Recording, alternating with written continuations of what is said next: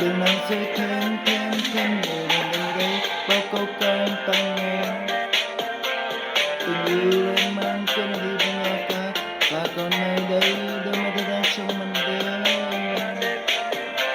Thì nơi gần bước qua năm đó khiến thật xa, cơn mây giờ là tên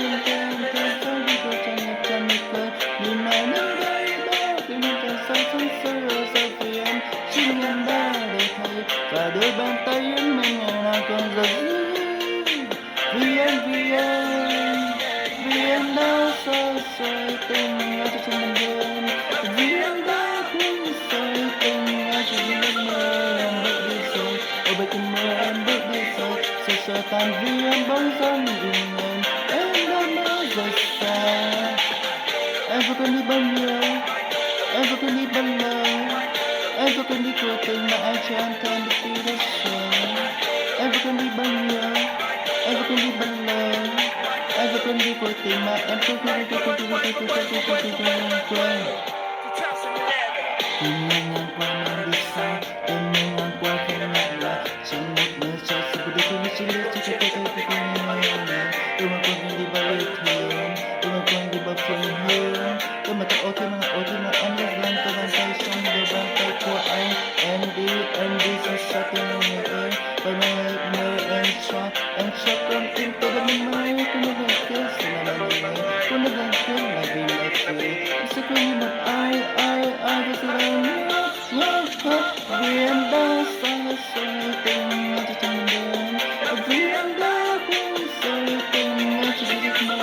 em mất đi rồi ôi với cơn mơ em mất đi rồi sẽ cho ta vì em bóng dáng nhìn em đã mãi rời xa em vừa cần đi bao nhiêu em vừa cần đi bao lâu em vừa cần đi cuộc tình mà ai cho em quên đi kia đất trời em vừa cần đi bao nhiêu em vừa cần đi bao lâu em vừa cần đi cuộc tình em không qua và rồi em đi qua bước qua em nằm trong đây với bao buồn để giờ tháng trôi qua để giờ năm trôi qua tháng qua nụ cười em đang ở đâu người ơi và bờ môi em đang ở đâu anh tìm một tìm mà không thấy nó sẽ đi vì sao anh đi quên đi bao ngày để anh xin em quên lời đang rồi quên lời đang rồi quên lời đang rồi quên lời đang rồi